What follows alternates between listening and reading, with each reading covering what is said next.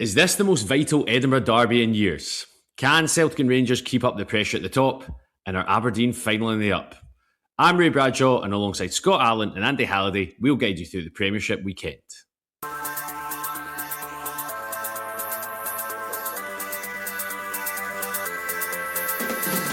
Hello and welcome to the Scottish Football Podcast. All the news, views and analysis you need on Friday the 24th of April.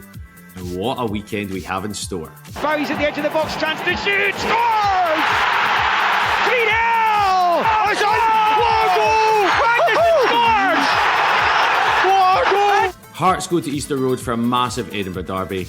And can Rangers and Celtic avoid slip-ups against Falkirk and Motherwell? If you could guarantee me another 5 league victories, I would take it regardless of the performance in that sense.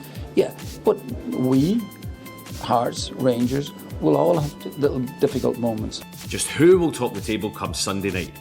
And Kilmarnock and Aberdeen do battle in what could be a season-defining match. Nisbet with a free kick, deflected in! Kevin Nisbet finds the net! Goal! Oh, we've got a cracker again. Larson for Kilmarnock. We've got everything you need to know about this weekend. The Scottish Football Podcast from BBC Sports Scotland.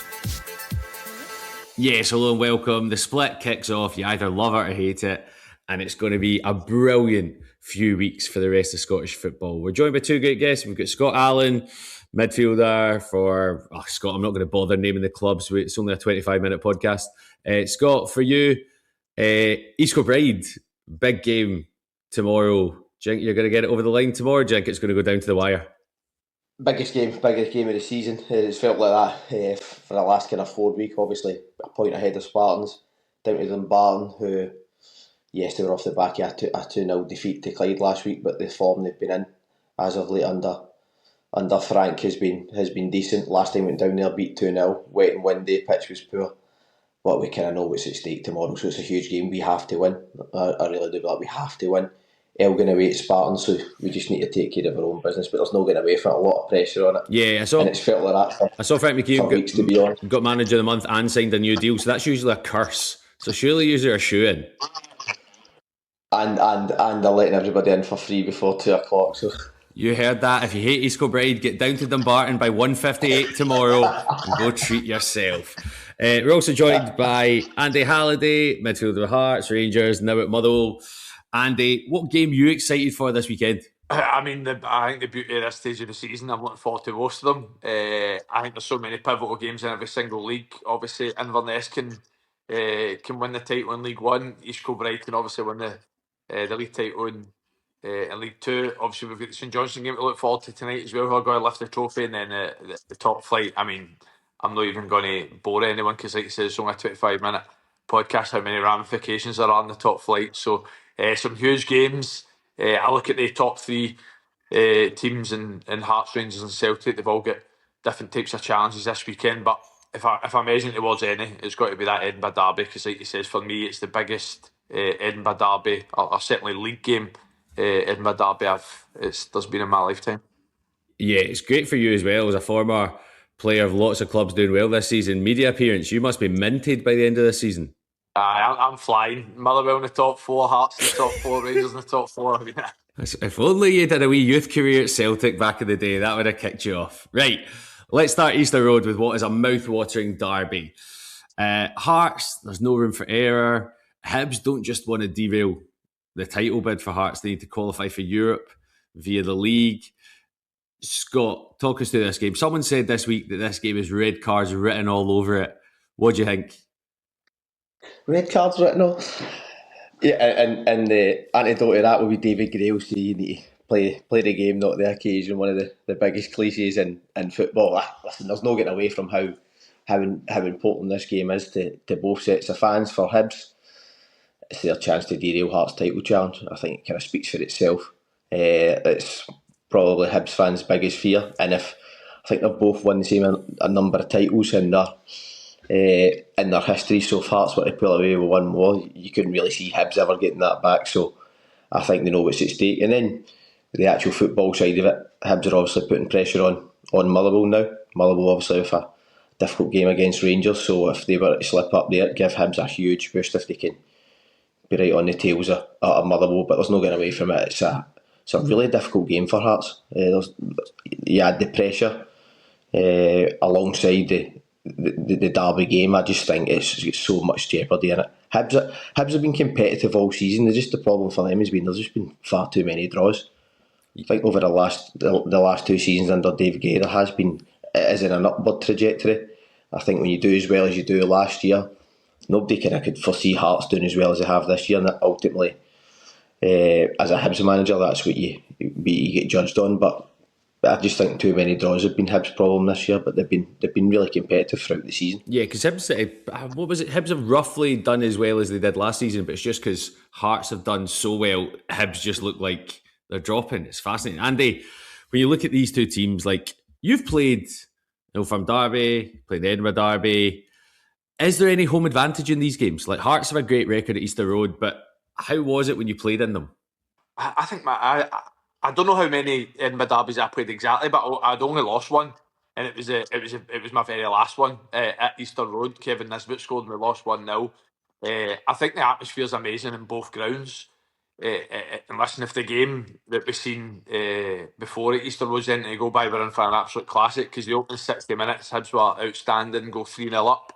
But I do think a big moment in that game is Josh Mulligan going off, because one thing I do think Hearts have in abundance, I think Hearts have a lot of combative midfielders. I think they play with a lot of energy, a lot of athleticism. I think Josh Mulligan's really key to kind of combat that for the Hibs side. So I think no Josh Mulligan will be a huge miss for Hibs. But like Scotty says, Hibs have been extremely competitive all season. They've actually accumulated more points this year than they did last year when they finished third. But I think it's such a difficult one to call. For as competitive as Hibs been, one thing's been a constant is the record at Easter Road's been exceptional all season.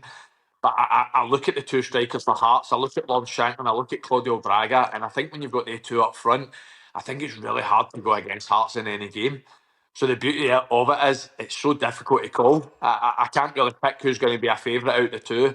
And as much as there's so much pressure on Hearts because they're 5 games away from winning the league, they're top of the table, equally the amount of pressure that's on the Hibs players to stop being at Hibs while Hearts win a league is absolutely enormous. So, I mean, it's the game that I think a lot of eyes will be on Sunday. And I must admit, I'm just chomping at the bit to watch it. I can't wait. Yep, you can hear the Edinburgh Derby and Rangers v Motherwell live on Sunday. Sports Sounds on air at 2 p.m. after Off the Ball at 12. Meanwhile, the chasing Celtic and Rangers face their own tests. So, Scott, again, big games here. Motherwell and Falkirk. I mean, Andy, is it harsh to say Motherwell not been in good form recently? Is the season caught up with your team, do you think? Well, I think it's fair to say in terms of results, of course, we've not won in 5. But I remember talking about it at the very start of the season when we never really started the season particularly well. I can't remember exactly, but I think it was only 1 win in maybe the first 5 or 6 games. But while we're looking at the performance levels and we're looking at a lot of points we probably should have picked up in that run, and I think that kind of gives you a positive that you're on the right trajectory, you're playing the right way, and you feel that if you perform at that level, results are going to come. And I think over the last 5 games, other than that Falkirk game at home where I thought Falkirk thoroughly deserved to win the game, I still think we've been really good in large parts of the game. I think one thing you can probably look at we've got away from a wee bit is because everyone knew the defensive numbers, most clean sheets in the league. I think we were setting goals conceded in the top 5 leagues in Europe. I think you look at the last 5 games, we've conceded probably too many goals. So when you're going against a Rangers team at Ibrox that are scoring goals in abundance over the last 2 months since they've went 2 up front, I think that's an area of the game where we need to be really strong going into the game at Ibrox. But you look at the 3 games, they've been extremely competitive. 2 draws, 2 1-1 draws at Fir Park, and a 1-0 defeat at Ibrox where I thought for the opening half an hour, I thought we were the better side. Granted, Rangers were excellent in the second half. So I don't see it being any different on Sunday. I think it's going to be a really competitive game. Obviously, Rangers will be strong favourites going into it, but if we perform at the levels we have, even over the last 5 games where we've not won, I think we can get the result. Yeah, and Scott, for you, like Falkirk will need to bounce back after last Saturday. I think I've said on here, one of the worst games I've watched in a while. That Scottish Cup semi-final. Oh man, see when it went to extra time, I think half of us are greeting. How do you think John McGlynn's side are going to bounce back? Well, I think out of all the games, it's probably the most difficult one. at this moment in time. I think, as you said, that Falkirk-Dunfermline game was really poor. I think, from considering all the promise it showed, you were expecting Falkirk just to continue the kind of season they've had, and that would be part of the journey under John McGlynn. And forget about the result. The performance was as bad as you've probably seen Falkirk throughout the season. Best players just didn't turn up on the day, and then when it gets to penalties, it's a lottery, isn't it? So difficult game for them away to Celtic. At the same time, you watch Celtic again last week and just can't manage to string a 90-minute performance together. First half, I thought they were strong for maybe opening 35 minutes up until Donnelly had that header from the corner, and then second half. To add into context, a 17-year-old goalkeeper hardly had to make a save in the second half for St Mirren, and I know they did change how they played. In the first half, they went a bit direct, started seeing things where they could get the two strikers involved and got themselves up the pitch and then played in the right areas. But for me, performance levels was it's very strange to see. At the same time, are Celtic now in a more confident place? That they obviously blitzed St Mirren in that first half of extra time, but that's a game where you would expect Celtic to be strong favourites, as much as they've been so inconsistent throughout the course of 90 minutes. But for me, John McGlynn's, I just think that's one of the things in a changing room where it deflates you. I think the kind of splits were hinging on them getting to the Scottish Cup final and just continuing that good story and good feeling round about Falkirk Stadium has been this year. So I think it's a really difficult game for them to get 3 points from, and I would expect Celtic to go in and get the job done there. Let's have a word about two kind of long-standing players. Obviously it's the BBC, so we have to have one former Rangers, one former Celtic player, so it works lovely, so we can go both ways. Andy, first up, James Tavernier obviously announced leaving the club this week. I've always had a soft spot for him because I've spotted him in my local chippy a few times, so it just means the guy's a class guy. Do you think Rangers are going to be able to give him the send-off that he deserves after 11 years of service? I think they'll certainly be hoping so. I think there's no better way to end an 11-year career at Rangers than by obviously lifting the trophy as a captain at the end of the season. I'm sure Hearts and Celtic will have loads to say about that. But it's always really surprised me how kind of split the Rangers fans' opinion of James Tavernier. Over the 11 years, he's arguably been the best player in the majority of these seasons. And I feel as if you had more James Taverniers in these seasons, Rangers would have won a lot more trophies than they did. The fact of the matter is, I feel as if he's almost critiqued due to team success rather than what he's been like as a player. But he's been an incredible servant, over 550 games, 150 goals as a right back. Take the club to Europa League final as captain, finishing the Europa League as top goal scorer in the tournament. I think the amount of individual accolades that James Tavernier has had, you can go on. Obviously, the real kind of negative for him is the fact that he feels as if as a captain he's probably not won enough at Rangers.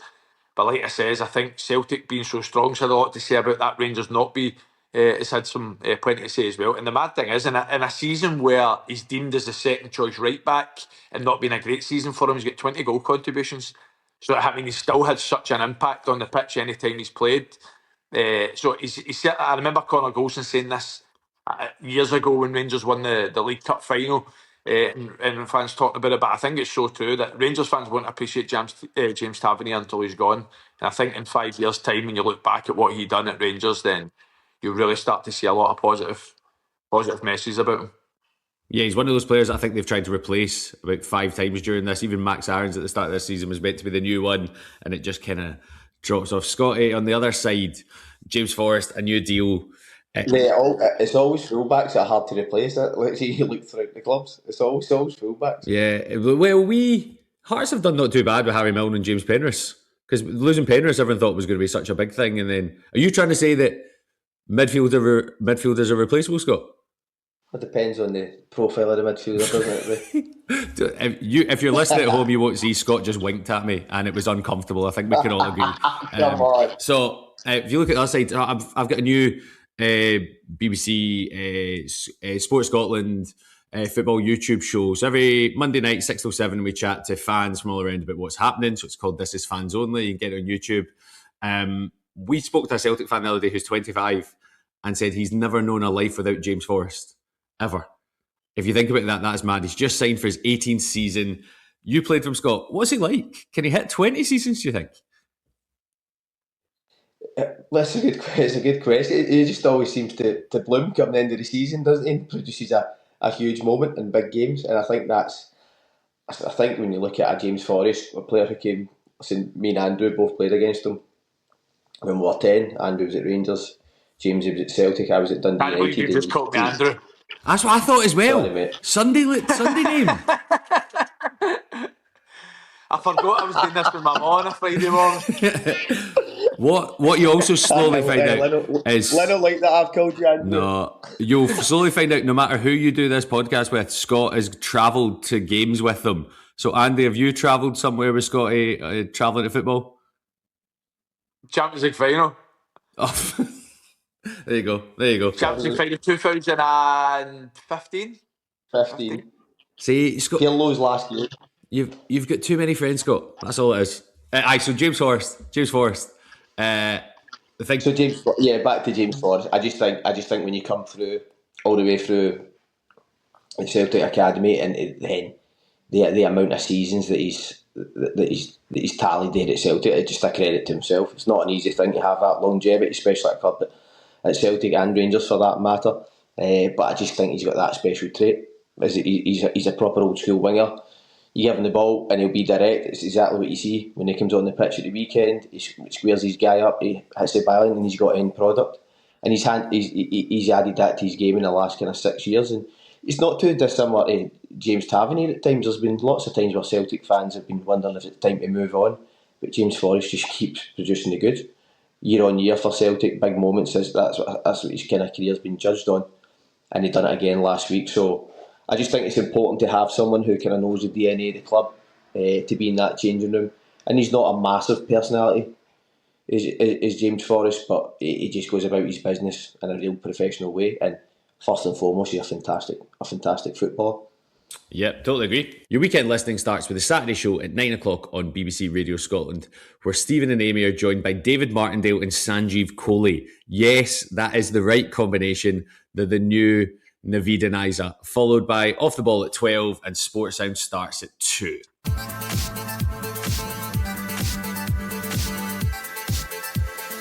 We've done the top half of the table. Let's head to the bottom 6. Some hugely significant games. Aberdeen hosting Killie. This is massive. I play football with a lot of Aberdeen fans, and depending on what day of the week is, they're either in the bottom playoffs place or they're going to finish 7th. They're all over the place. If Killie lose, on the other hand, it's kind of hard to see them making up the points. You've got St Mirren with a goalkeeping crisis. Bad time to have one. There's chat they're trying to sign an emergency loan goalkeeper. I think Ross Sinclair St Johnson was mentioned. You've got the Dundee derby. Dundee have only won 2 of the last 12. They really could do with points here. They're in danger zone. And they talked me through the bottom 6 in the games this weekend. What are you thinking?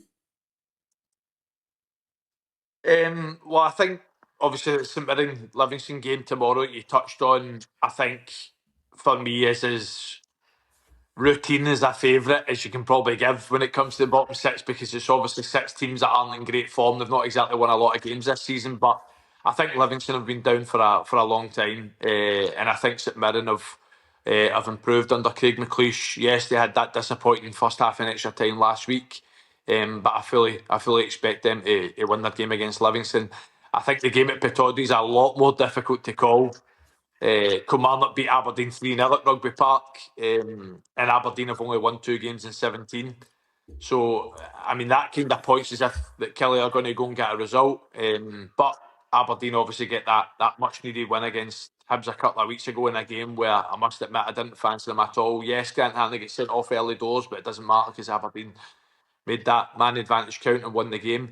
And I think the 5 points between the two, I don't think it's a lot, but I think the fact that there's still a couple of teams in between Aberdeen and Killie makes me think it's going to be difficult now for Aberdeen to finish in that bottom 2. That being said, the only thing that's going to change that is a Killie win. And like I says, I don't think there's going to be a result that's going to surprise me in that one. Killie have showed under Neil McCann that they've improved, but again, like that consistency, that's why where they are on the table. And Aberdeen, like I says, 2 wins in 17. So if they manage to go back to back, then fair play, because not a lot of people could have seen it coming. No, 2 wins in 17. When you hear that stat out loud, it's shocking, isn't it? Scott, agree with Andy's assessment there? Any other kind of thoughts on the bottom six this weekend? Obviously, the Dundee Derby, a game that's probably slightly closer to your heart than us two. What's your thoughts on that? The last game at the end, I felt United were in total control up until that collapse late on. At the same time, you got to credit Dundee. I just feel this one at Tannadice, I think Dundee United will go into this one as favourites, so I fancy them doing the job there. And Jim Goodwin, obviously manager of the month last month, wasn't he? I just feel with United, it's been one of these seasons. They've done so well last year. Recruitment's probably been the issue this year. I think that'll change come the summer. I think they'll maybe go down a different route and probably get some more homegrown players in. To be honest, Dundee, on the other hand, considering the pressure that Stephen Presley was under early on with that, with the Premier Sports Cup, how he's turned it around, he managed to bring together some really good players, and I think they'll add to that next season. I think both of the Dundee teams will be better off come next season. Kilmarnock, Aberdeen, you look at the stats as you just said there about Aberdeen performance against Hibs that I don't think any of us seen coming. Kevin Nisbet obviously getting his 2 goals. Grant Hantley, which will be a big miss for Hibs as well. That obviously has a ripple effect for that game.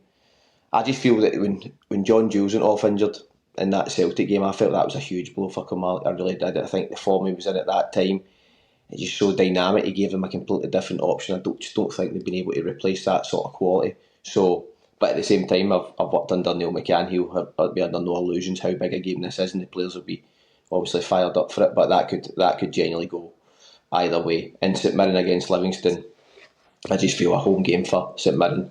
They'll take the positives from the second half last week. I think they'll go in and do the business over Livingston. The prospect of Joel Nouble against a 17-year-old goalie is absolutely class, going for a high ball though, isn't it? That's what you want to see on a Saturday afternoon. From a corner. Yeah, standing the goalie. Yeah. Right, okay. I fancy Big Tamil for that. Straight in. Right, okay. Rapid fire prediction questions. No waffle, just one answer questions from both of you. Okay. All of Scottish football. Let's go, Andy. What tie is going to be the coupon buster this weekend? Dundee United. Scott, which game is it going to kick off? Hibs Hearts. This is for both of you. Andy, what team's going to be top of the league on Sunday night? Hearts. Scott? Hearts. Which team, for both of you again, which team is favourites for the playoff, for the relegation playoff on Sunday night, Scott? Kelly. Andy? On Sunday night, I've got to go Kelly as well. And finally, what player, who is going to be making the headlines this weekend, Andy? James Forrest. Scott?